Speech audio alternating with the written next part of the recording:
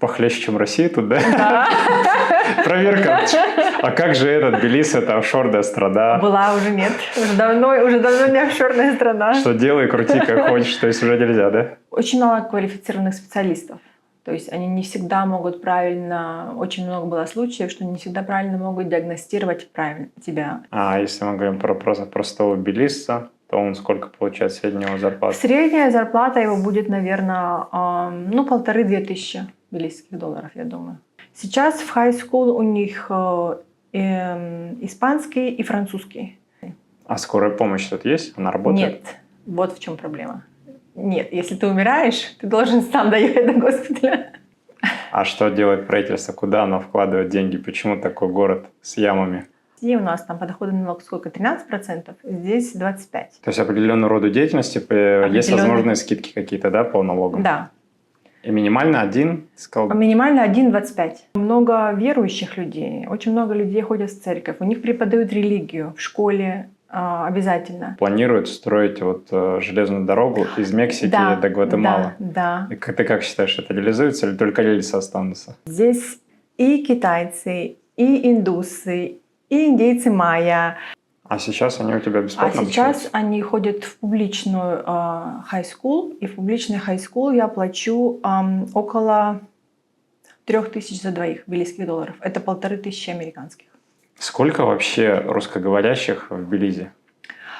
Ну, мне кажется, не очень нас много. Тех, кого я знаю, человек, наверное, 40, максимум 50. $500 ты заплатила одну ночь с лечением? Да, с лечением. А это что за заболевание было? У нее была очень острая форма синусита с высокой температурой. И поэтому ей сбивали температуру там всю ночь. И поэтому ей пришлось остаться в госпитале. Starbucks туда не пустили, потому что там свои кофейни сидят.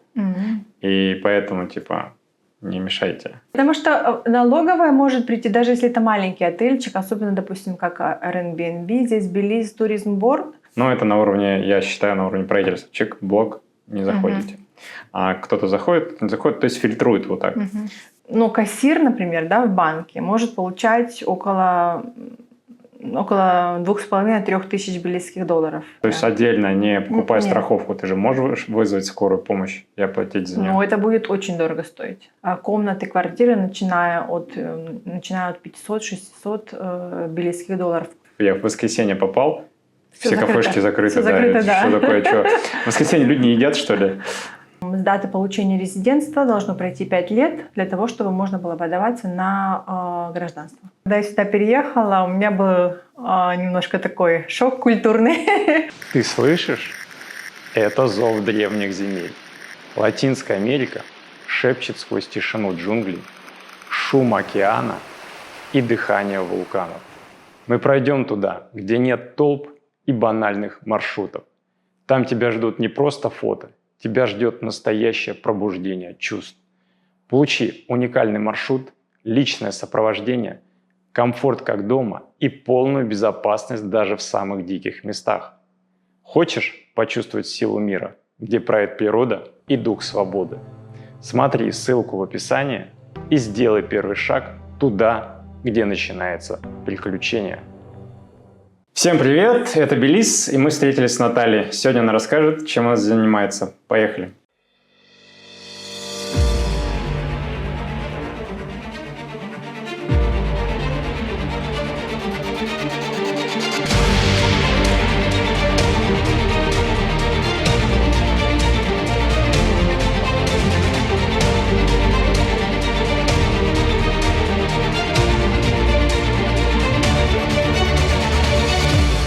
Наталья, почему Белиз? По работе. Я сюда переехала из-за того, что я получила предложение по работе. И, собственно, вот уже 10 лет, как я здесь живу и работаю. То есть тебя перевели сюда или ты сама перевелась? Мне поступило предложение из этого офиса непосредственно, и я приняла это предложение, и я переехала сюда. А кем ты работаешь, чем занимаешься? Я senior audit manager в аудиторской компании. Главный менеджер по аудиту в аудиторской компании. То есть вы на рынке Белиза работаете или еще какие-то страны захватываете? В основном рынок Белиза, да. И много у вас конкурентов здесь? Здесь еще есть 3-4 фирмы аудиторские, но наша самая Топовая? топовая. Окей. То есть ты работала в этой же компании в России ранее? Да, в этом же Network в России, сначала в Краснодаре, потом в Санкт-Петербурге. Как тебе нравится вообще эта работа? Ну, да. Или как некоторые говорят, а кем еще работать? Я уже, получается, практически 20 лет в аудите, ну да. А у тебя образование какое? Первое у меня экономическая, мировая экономика у меня. И сейчас я еще заканчиваю ACCA, сертификат хочу получить. Это английский сертификат аудиторов и бухгалтеров. А раньше ты работала в Краснодаре? В Краснодаре. Ты сама родом из Краснодара? Из Краснодара, да. По поводу Белиза. Как тебе вообще Белиз? Ну, скажем так, он тебе нравится или просто, работать надо и все, деваться некуда? Дело в том, что, конечно, когда я сюда переехала, у меня был немножко такой шок культурный, потому что по сравнению с Россией, конечно, это очень совершенно другая страна, с другим менталитетом, с другой культурой. Особенно с учетом того, что я перед тем, как переехать в Белиз, жила в Петербурге около 6 лет. И, как мы все знаем, Петербург — это культурная столица. Я, конечно, наслаждалась культурой нашей, посещала все возможные выставки и все мероприятия, театры. Здесь, конечно, я очень скучаю по этому. Но все равно здесь есть чем себя развлечь, чем занять. В целом, я уже привыкла, потому что уже достаточно долго здесь живу. И чем себя здесь развлечь? Во-первых, можно ездить на острова, отдыхать. Здесь прекрасные пляжи, есть здесь и горы. И также у нас есть... Я участвую в русском комьюнити, у нас своя там тусовка, свои друзья. У меня есть еще комьюнити по танцам, по йоге. В общем, я нахожу здесь себе занятия. И мне кажется, из-за того, что географически он так расположен, очень удобно Белиз, что даже если совсем уж станет скучно в Тбилиси, то всегда можно поехать в Мексику, в Гватемалу на машине. Это очень, очень близко ко всем этим странам расположено. Если уж совсем станет грустно, можно и в Майами полететь. То есть ты уже здесь 10 лет? 10 лет, да. А ты легализовалась? Да. У меня уже гражданство Белиза. Я получила паспорт для себя и для своих детей. А как тяжело было легализоваться вообще? В принципе, не очень сложно, но нужно просто было соблюдать определенные условия. Нужно было сначала сделать резидентство, и потом с даты получения резидентства должно пройти 5 лет для того, чтобы можно было подаваться на гражданство. Так известно. А резидентство тебе помогла компания сделать? Резидентство я сделала, можно сделать резидентство после 1 года пребывания в Белизе, если ты тоже не покидаешь страну более чем на 30 дней. Тогда ты имеешь право подать документы на резидентство. Но при этом ты должен быть легализован, у тебя должна быть либо work permit, рабочая виза, студенческая виза. То есть ты должен быть легально находиться в Белизе этот год. А если в течение этого года я каждый месяц продлеваюсь, это считается, нет? В принципе, если ни разу не пропускать, то я думаю, что можно попробовать и податься. Если не выезжаешь надолго. А детям автоматически, документы оформили? Детям я себе делала, у меня было разрешение на работу, у детей была студенческая виза до того момента, пока мы не подали на резидентство. На резидентство тоже, я параллельно подавала и себе, и детям. И в резидентство даже дети включаются в один application, в одно заявление включаются дети. И то же самое было и с гражданством. То есть я их включила в свое заявление на гражданство. Дети у тебя сейчас в школу, соответственно, ходят? Да. Насколько здесь школа вообще хорошая? Какая здесь программа? Здесь программа несколько отличается от нашей российской. Здесь она больше напоминает английскую систему или американскую. Здесь primary school, high school, а потом колледж. Primary school у них идет с 4 лет до 12. Потом в 12-13 начинается high school, 4 года, и после high school уже в колледж. Когда мы переехали сюда, детям было 4 года, и они пошли в primary school. Я их отдала в частную школу, Но она достаточно такая была не дешевая, прямо скажем. Вот. Но мне просто было удобно из-за локации школы. Она здесь близко рядом с работой, с домом, поэтому я решила ее отдать в эту школу. И так как эта школа была такая достаточно небольшая, у них немного было классов, и в каждом классе было очень мало детей, до 10 детей. Там подход был прямо-таки индивидуальный каждому ребенку, а с учетом того, что когда мы переехали, дети вообще не говорили на английском, поэтому я решила, что в таких маленьких группах, в такой маленькой школе им как раз будет удобно адаптироваться быстрее, и они смогут быстрее начать разговаривать на английском. Ты сказала дорого, а это сколько было дорого? В год я платила за двоих около 10 тысяч бельгийских долларов. Это 5 тысяч американских. А сейчас они у тебя бесплатно А сейчас обучаются? они ходят в публичную high school, и в публичной high school я плачу около 3 тысяч за двоих бельгийских долларов. Это 1500 американских. А здесь садики вообще есть? Ну вот primary school, она является как бы садиком-школой. То есть они идут туда в 4 года, и вот с 4 до практически до 13, до 12 лет они находятся там. У них нет такого понятия, как садик. То есть это вот primary school, она включает в себя и как бы садик, и начальную школу, так скажем. То есть они там весь день находятся? Да. Их там кормят и обучают? Нет, здесь не кормят. Здесь нужно приносить свою еду, либо можно купить, там у них есть столовая, буфет, где можно купить еду. А почему не кормят? Вы же все равно платите. Да, но это не входит в стоимость. Ну, то есть надо сверху заплатить, что ли? Чтобы... Либо ты даешь свою еду ребенку, либо даешь деньги, ну, как бы дополнительно чтобы они купили себе обед. То есть вот эта столовая, она отдельная структура к школе отношения? Нет, она относится к школе, она находится внутри школы, но в тот фи, который мы платим за школу, прием пищи не предусмотрен. То есть это как бы отдельно платится. А у них есть летние каникулы, осенние, весенние? Да, у них есть летние каникулы, у них есть рождественские каникулы, и еще у них есть пасхальные каникулы, неделя пасхальная. И учебный год когда начинается? В основном с сентября. Сентябрь. Конец августа, в зависимости от школы, там немножко варьируется. Конец августа и длится где-то до середины июня. Все предметы на английском языке, да? Да. Какой-то дополнительный язык еще включен? В primary school, в первоначальной школе у них был английский, собственно, обучение было на английском, но дополнительно был испанский. Сейчас в high school у них испанский и французский. Но со следующего года они начнут учить мандарин еще в той школе. Ты чувствуешь зов перемен? Где-то там, за горизонтом, начинается твоя новая жизнь. В каком уголке Латинской Америки ты найдешь себя?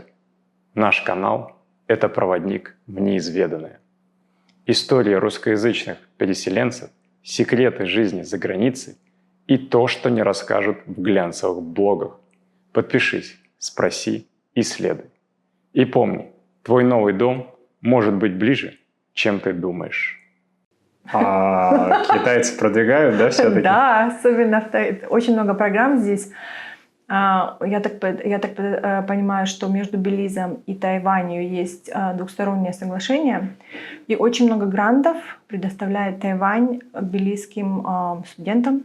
У меня даже сотрудники, 3 или 4 сотрудника, с которыми я работала, аудиторы, они подавались на эти гранты и уезжают, изучают MBA, и другие там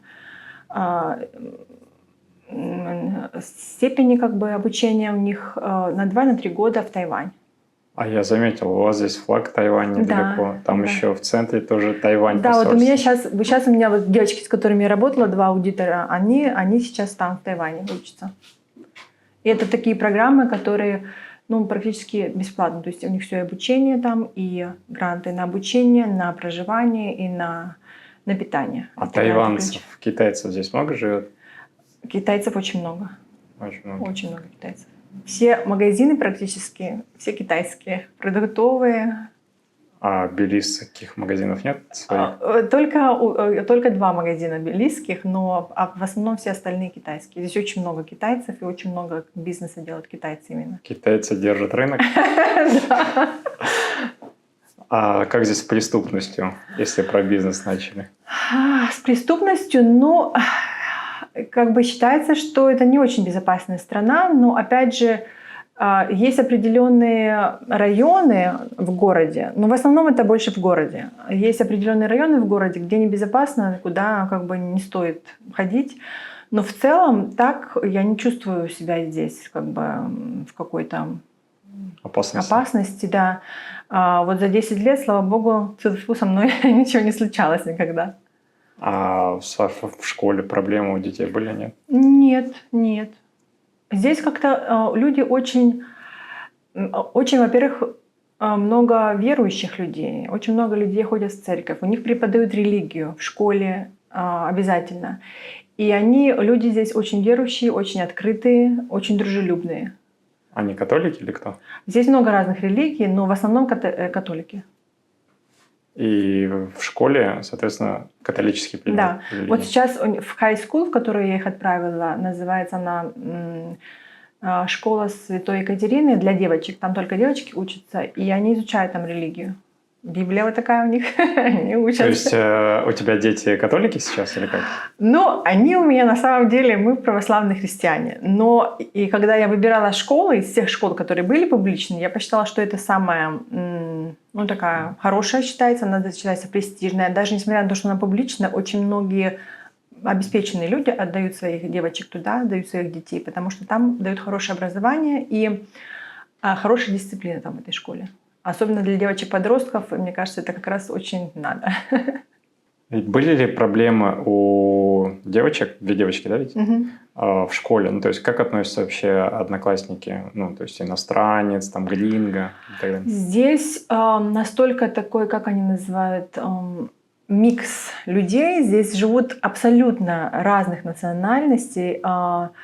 Они его называют melting pot. Белиз — это как melting pot. Здесь и китайцы, и индусы, и индейцы майя, и темнокожие. То есть здесь настолько все перемешано, здесь настолько много национальностей, цветов кожи, разреза глаз, что здесь нет какого-то такого буллинга в плане ну, национальности. Ну, просто у меня еще дети, они тоже микс, поэтому они здесь выглядят как locals. В смысле микс? У них папа из Сенегала. То есть они вписались? Вписались. Это вот как раз они в Краснодаре были очень, даже в Петербурге не так, а в Краснодаре они прям были там очень экзотичные, а здесь они как locals. Свои. Да. Что ты по Белизу скажешь? Какие здесь минусы? Минусы? Ну, я считаю, что в плане здравоохранения, конечно, здесь не все очень хорошо. Что с ним? Здравоохранение здесь, ну, во-первых, есть, конечно, публичные госпитали, но они оставляют желать лучшего. И если ты попадешь в публичный госпиталь, ты должен очень хорошо молиться, чтобы ты там выжил. Поэтому они продвигают религию, да? Да, но много и private hospitals, но если у тебя нет страховки, конечно, рядовой человек не сможет потянуть private hospital. То есть ты должен обязательно, чтобы у тебя была страховка, чтобы ты мог позволить себе медицинское обслуживание в этом госпитале. Но и очень мало квалифицированных специалистов. То есть они не всегда могут правильно, очень много было случаев, что не всегда правильно могут диагностировать правильно тебя. И поэтому очень много людей, у которых есть возможность, покупают страховки и в основном ездят лечиться в Мексику, в Мериду или еще куда-нибудь. Кто еще побогаче в Майами. Но вообще опыт был с медициной, сталкивалась? Ну, у меня, слава богу, есть страховка, и я обслуживаюсь в частном госпитале, поэтому, в принципе, ну, окей. Но просто не сравнить, я потому что когда привыкла в России, когда у тебя все бесплатно, здесь, конечно, это очень получается. Даже несмотря на страховку, там все равно ты какую-то сумму платишь, но это тоже не каждый может себе позволить. Но социальные взносы работник же платит здесь? Платит, да. А медицина за твои годы проживания 10 лет, ты сказал, да? Мгм. Оно как-то шагнуло вверх, нет? Ну, мне тяжело как бы оценить, потому что я все с самого начала обслуживалась только в частном госпитале. Я никогда не посещала публичный госпиталь, поэтому я не знаю, насколько, ну, насколько я знаю, что вот кто когда-либо побывал в публичном госпитале, не хотят туда возвращаться, платят страховку, но лучше в публичный госпиталь, но не в частный. А скорая помощь тут есть? Она работает? Нет, вот в чем проблема. Нет, если ты умираешь, ты должен сам доехать до госпиталя. Окей. Но летальная служба есть, да? Просто я, насколько помню, в России, если у нас у ребенка там какая-то высокая температура, ты звонишь, скорая сразу приезжает и тебя забивает температуру, все, ты спокоен. Тут нет. Ты будешь умирать, но ты должен добраться до госпиталя сам. Страховка покрывает частично, но это очень дорогое удовольствие, очень дорогое. То есть даже со страховкой это будет очень дорого стоить, чтобы скорая к тебе приехала. А частные службы скорой помощи есть здесь?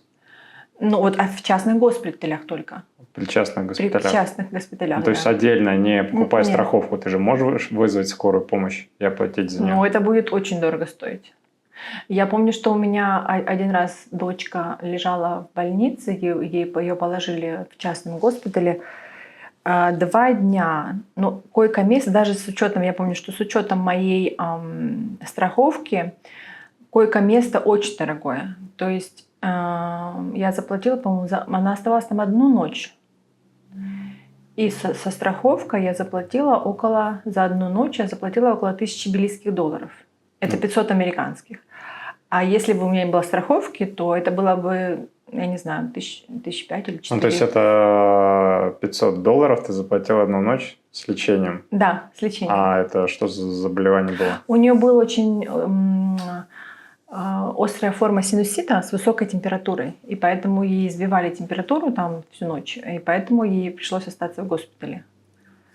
Но это как бы не очень весело. В Белизе не болейте. Да, в Белизе нельзя болеть. Еще какие минусы? Минусы, ну, я считаю, что особенно в сравнении с Россией, у нас там подоходный налог сколько? 13%, здесь 25%. Тут есть лимит, если ты больше определенной суммы не получаешь в год, то тогда не взимается с тебя подоходный налог. Но если ты уже как бы достиг этого лимита, то подоходный налог с человека 25%. То есть получается практически в 2 раза дороже, чем... Но это платит работодатель или сам работник? Работник самостоятельно. Да. Окей. Не, ну работодатель переводит чисто технически, но он вычитается из твоей зарплаты. Угу.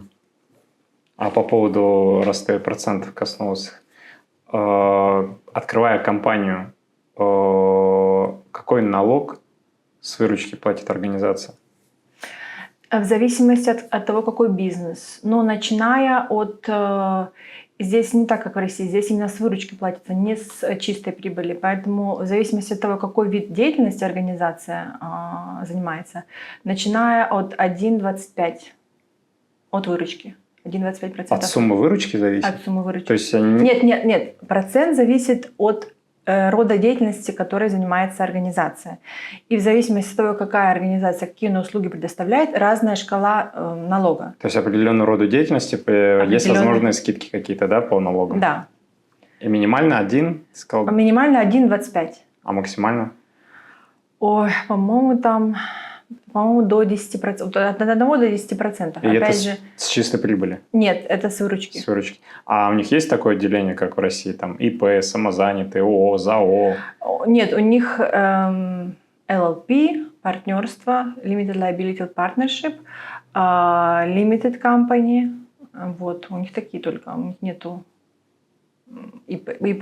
У них есть вместо ИП, они пользуются консалтенси. Вот это ты можешь, например, как ИП консалтант, тогда ты будешь, тогда вместо того, чтобы, допустим, платить, если ты там называешься консалтантом, даже без регистрации своего ИП, Ну, ты, допустим, предоставляешь услуги какой-то организации, своей консалтинг фи, то в этом случае консалтинг фи облагается 6% вместо 13% подоходного. То есть, допустим, если бы я работаю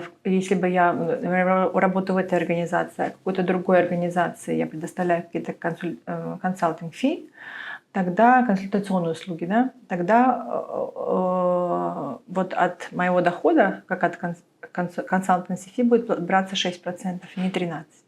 Вы за границей, все незнакомо, все чужое, и вдруг здоровье под угрозой. Что делать? Вас не оставят одних. Росмедицина как тень, что всегда рядом. Мы организуем срочную госпитализацию, эвакуацию, даже роды за границей. И все это в лучших клиниках Латинской Америки и России. Включите Росмедицина в страховку и получите доступ к лечению без доплат. Медицинский самолет, скорая помощь в аэропорту, врачи мирового уровня. Вы не просто пациент, вы под защитой Росмедицина. Когда здоровье – дело жизни. Ну, это как в России раньше был договор гражданско-правоохранительной деятельности. Наверное, да. ГПХ. То есть человека нанимают, но он не штатный сотрудник. Не штатный сотрудник, да. И просто должны быть отчисления. Это потом вывели самозанятые и сделали 4%. Угу. Но я заметил, что некоторые боятся и говорят, не-не-не, все как положено, надо налоги заплатить. Типа мимо кассы нельзя. Почему? С чем это связано? Потому что ты каждый год подаешь декларацию, заполняешь ее, и там такими красными большими буквами написано, что если ты что-то утаил, себя спросят. А как они узнают, если человек просто взял его в карман, положил, нигде не зафиксировано? Нет, ну если ты работаешь официально, ты должен эту декларацию, вот до 31 марта я должна сдать декларацию свою. Ну. Вот. Они знают же, где я работаю.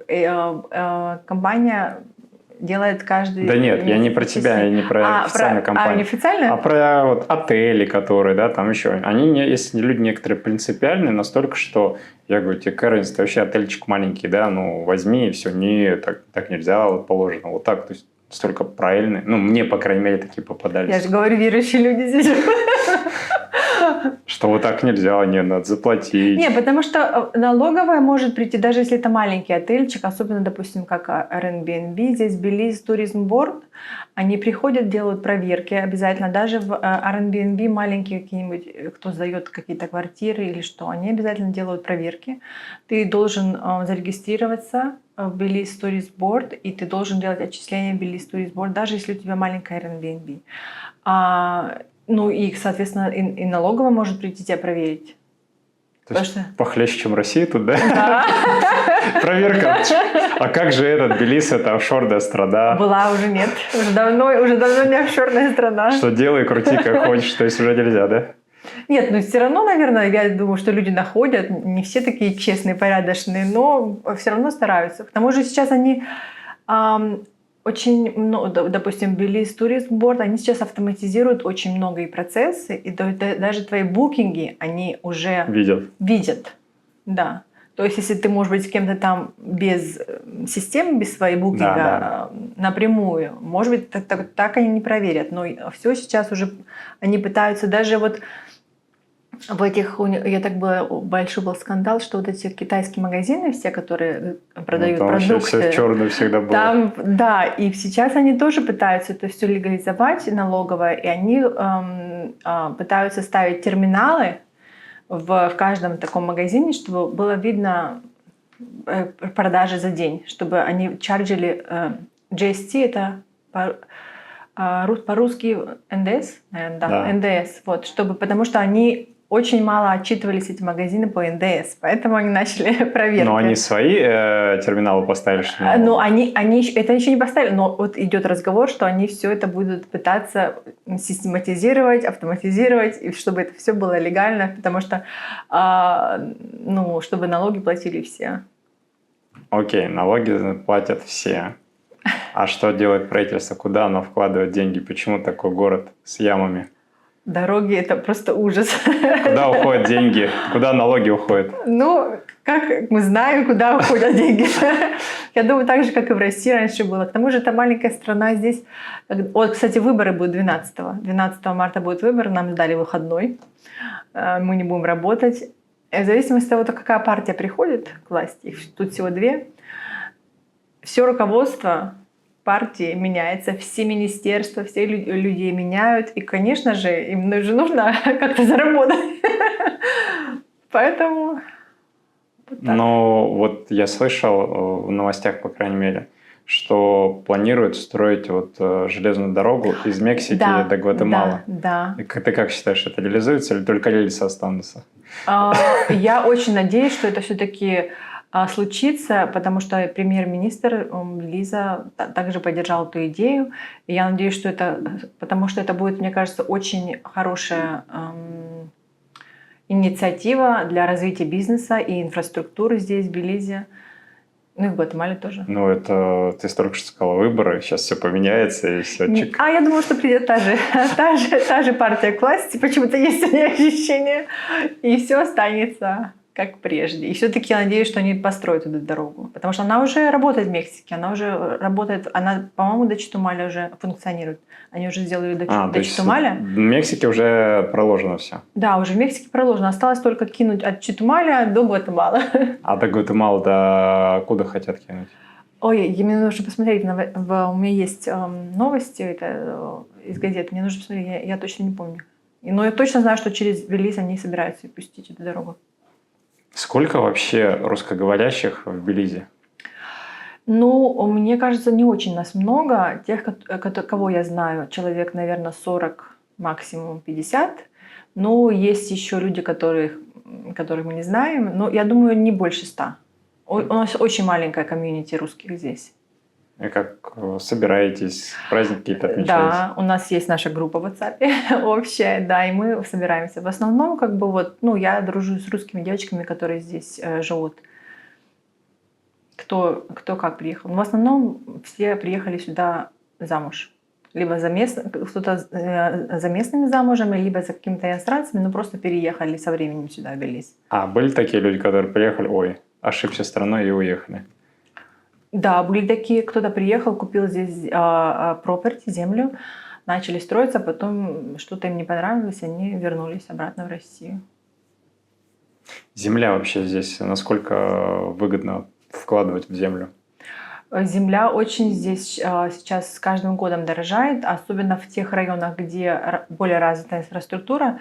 Здесь земля очень, особенно за последние 10 лет, что я здесь живу, она прям очень сильно. Геометрическая прогрессия, цены увеличивается. Но я думаю, что это хорошая инвестиция, в зависимости от того, где конкретно и что вы планируете делать. Почему в Белизе нету сетевых магазинов, Макдональдсов и так далее? Хороший вопрос. Мне кажется, что местные бизнесмены, наверное, не смогут потянуть такую франшизу. Она же все-таки дорогая.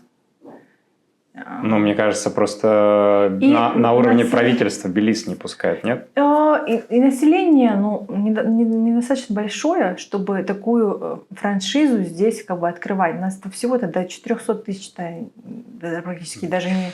Ну, ты видела, в Макдональдсе в России раньше стояли не в маленьких даже городках по одному Макдональдсу. То есть поставить в Бельмопане, в Сан-Игнасио один Макдональдс, и в Белиз-Сити это уже как бы... Ну, у нас прогресс, у нас из бара к нам пришла. С бара? С бара пиццерия. У нас вот сейчас открылся одна пиццерия здесь недалеко, и они собираются вторую открывать. Вот, видишь. Да, потихоньку. Ну, все очень... Просто это такая страна очень медленная. Банановая республика, все очень медленно. Не, мне кажется, просто какой-то запрет на уровне правительства стоит, наверное. Ну, я не думаю, потому что если бы совсем был запрет, вряд ли бы они открывали там с бара или что-то. Просто, может быть, не особо... Куда нужно, занесли. Вот и все. Вот открыли с бара. Возможно. Потому что я вот по Центральной Америке ехал, то есть там Коста-Рика, Никарагуа и так далее. В Никарагуа мало, нету сетевых, то есть очень мало. Там есть Макдональдс, но там нет Starbucks, там есть. То есть, как я услышал, что Starbucks туда не пустили, потому что там свои кофейни сидят. И поэтому, типа, не мешайте. Но это на уровне, я считаю, на уровне правительства. Чек-блок, не заходите. А кто-то заходит, не заходит, то есть фильтрует вот так. Ну, в Гватемале понятно, там много чего есть. Но вот когда я в Белиз заехал, я удивился, то есть вообще ничего нету. Ну, то есть ни Макдональдса, там, ни KFC. Ну, Нет, и бывает, я в воскресенье попал, все кафешки закрыты. Все закрыто, да. Что такое, что? В воскресенье люди не едят, что ли?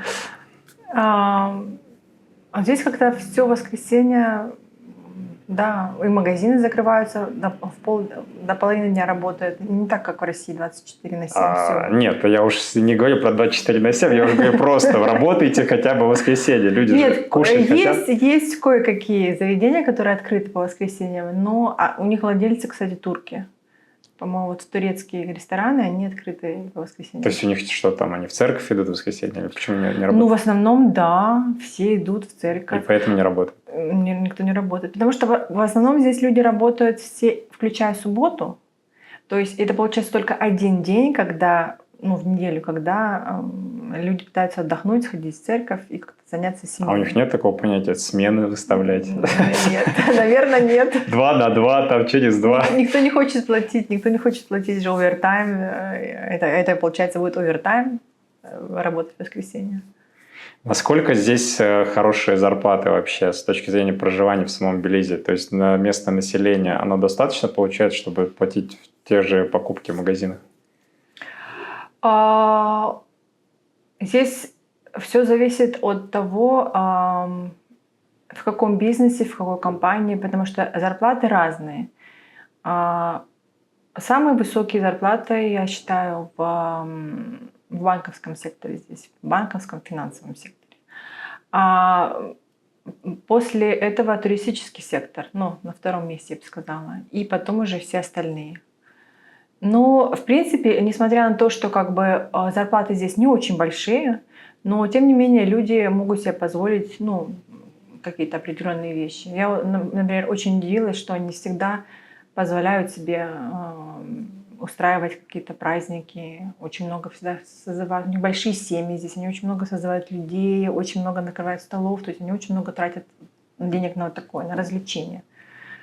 А сколько в банковском секторе человек может получать? Ну, с менеджмент, скажем так. Ой, менеджмент — это конфиденциальная информация. Ну, мы поэтому вот и до. Ну, начиная, допустим, ну, кассир, например, да, в банке может получать около 2,5-3 тысяч белорусских долларов. Это где-то полторы тысячи американских, да. И у руководства там как бы предела нету, лимитов нету, потому что у них еще есть не только зарплата, у них еще есть разные бонусы, разные премии, которые им платят. Но там очень хорошие зарплаты, да. Где я сейчас, с кем встречаюсь, что замышляю, ты хочешь знать больше, чем открыто? Тогда тебе в наш телеграм-канал Кажан17. Здесь не просто ответы, здесь подсказки, намеки и секреты. Следи и спрашивай. Следующая съемка уже близко. И, может быть, именно твой вопрос попадет в эфир. Все нужные ссылки в описании. Тайна зовет. А если мы говорим про простого белизца, то он сколько получает среднего зарплаты? Средняя зарплата его будет, наверное, 1500-2 тысячи белорусских долларов, я думаю. То есть 500-700 американских долларов. Это достаточно вообще для жизни в Белизе? Зависит от того, допустим, если зависит от того, в каком месте ты живешь. Например, с такой зарплатой очень тяжело жить в городе и снимать, например, здесь квартиру, потому что здесь комнаты, квартиры, начиная от 500-600 белорусских долларов. Это просто комната. А если ты хочешь квартиру, это уже будет и больше. Но в основном, как и у нас, даже многие работники живут не в Белиз-Сити, потому что в Белиз-Сити дорого. В основном все, вот даже наши работники, переезжают из Оранж-Вока, из... 2 часа ехать. 2 часа до туда ехать. Ну, 1,5-2 часа. Оранж-Вок, 1,5. Оранж-Вок 1,5, Бельмопан час, Коразол 2 часа. Вот из Коразола, из Бельмопана и из Оранж-Вока на автобусе каждый день приезжают. Да. Там дешевле квартиру и снимать, и купить дом, и в тех районах там дешевле. Если ты говоришь дорого, то в Тбилиси-Сити сколько аренда стоит в месяц? В месяц комната будет стоить, наверное, около $500-600, а квартира уже больше. То есть, если ты снимаешь небольшую комнату, ну, отдельную комнату, тогда будет около 500. Американских? Тбилисских. А если квартиру? А если квартиру, начиная от 1000 и выше. В зависимости от того, сколько спален, сколько наполняемость, если мебель, нет мебели, ну, начиная где-то от 1000. В зависимости от того, сколько спален. Допустим, односпальная будет около 1000, ну, такая более-менее приличная, около 800, от 800 тысяч близких с одной спальней. Здесь вообще полиция работает? Да, но... Что-то они скрываются, их не видно особо. Но очень... они в основном... Вот трафик департмент стоит только... смотрит... машины проезжают, смотрят страховку, смотрят права. Так то не найдешь полицейских на улице особо. Ну, немного их. Им без разницы, есть номера на машине или нет. А им страховка, главное, есть? Главное, страховка, да. Да, а то, что... И я поразилась, когда я приехала, когда я купила машину себе. У нас, и насколько помню, когда ты подаешь документы, да, нашим гаишникам, ты даешь как бы страховку. Документы на машину. Вот, документы на машину. Здесь на документы на машину никто не смотрит. Вы меня тоже не спрашивали. Никогда. Только страховку смотрят, все. Хотя у меня и номеров впереди нет вообще. Ну, такую страховку покажи, да, смотри, как бы. Да, здесь никто не проверяет. То есть ты можешь ездить на машине любой. Ну, так можно и машину угонять по факту. Да. Просто страховку сделаешь, чтобы проблем не было. Твои рекомендации по Белизу? Вообще рекомендуешь переезжать в Белиз с точки зрения рассмотрения вложения в землю и дальнейшего проживания там, на пенсии, либо даже для какого-то развития своего второго? Ну, то есть некоторые рассматривают, у меня есть деньги, хочу вложиться, ну, и по возможности сюда на пенсию приеду. Ну, я считаю, что кто хочет инвестировать, то это, наверное, хороший выбор будет в плане на пенсию переехать. Здесь очень много канадцев, американцев переезжают, покупают здесь дома, кондо, ну, в зависимости тоже опять от возможностей финансовых. Кто-то покупает себе дома в Пласенсии, кондо, строит дома рядом с морем, хороший климат, дружелюбная атмосфера. И, в принципе, в плане бизнеса я считаю, что тоже очень выгодно инвестировать, потому что ты всегда можешь заниматься там туристическим бизнесом, привлекать туристов. И здесь Белиз не очень сильно развит. Здесь есть возможность для бизнеса. Какого? Здесь ничего нет. Ну, вот даже мы обсуждали, нету Макдональдсов, нету никаких франшиз, нету здесь просто, мне кажется... Не, я видел это Сарита, вот как мороженое, да. Вот она везде по Центральной Америке идет, она и в ну, она называется в Коста-Рике чуть по-другому, там как бы свое. Но тема, вот есть такие свои, которые морожку делают, и там Shell Milk, милкшейк, и что-то есть, да. Но если так масштабно смотреть, то много чего не хватает еще. С точки зрения, не будешь только мороженое есть, что-то другое там еще. Здесь даже в плане, мне кажется, вот разнообразие продуктов, несмотря на то, что здесь как бы очень много местных продуктов выращивается, да, но все равно привозится очень много американских, и элементарно вот вкусного хлеба здесь нету. Просто нету вкусного хлеба. А что никто не начнет? Ну вот есть одна пекарня здесь, которая начала делать, ну так, что-то вроде как ничего, но все равно с нашим русским хлебом не сравнить. У нас только единственная женщина наша, которая живет в Пласенсии, делает вкусный хлеб. Вот к ней только можно обращаться. Здесь много чего, чем можно заниматься. И профессиональными услугами, и туризм, и что касается вот как бы продуктовой сферы, мне кажется, тоже можно было. Здесь, например, тоже не хватает элементарно кондитерских вкусных. Нет вкусных кондитерских продуктов. Те торты, которые здесь пекут, ну это просто ужас. Ну это подожди, это ты можешь там сравнить и оценить, а они-то не видели разницы? Да, вот там-то и им дело. Нормально? Мне кажется, и в сфере бьюти-индустрии, косметологии, конечно, здесь тоже все очень плохо, очень плохо.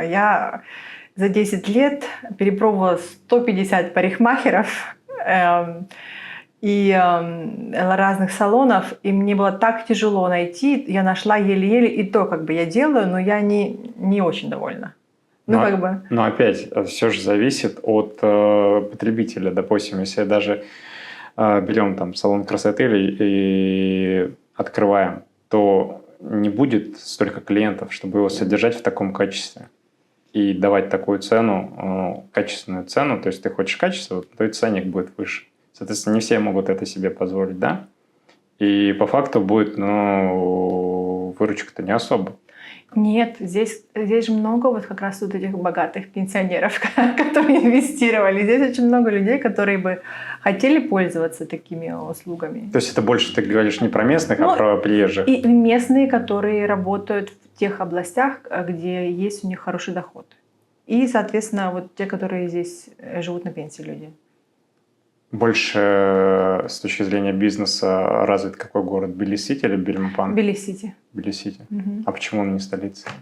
Он был раньше столицей, но ее смыло ураганом, поэтому столицу перенесли. Но он очень сильно, когда здесь ураганы, он очень сильно подтапливается, он ниже, этот город, ниже уровня моря. И я вот уже здесь пережила 2 урагана.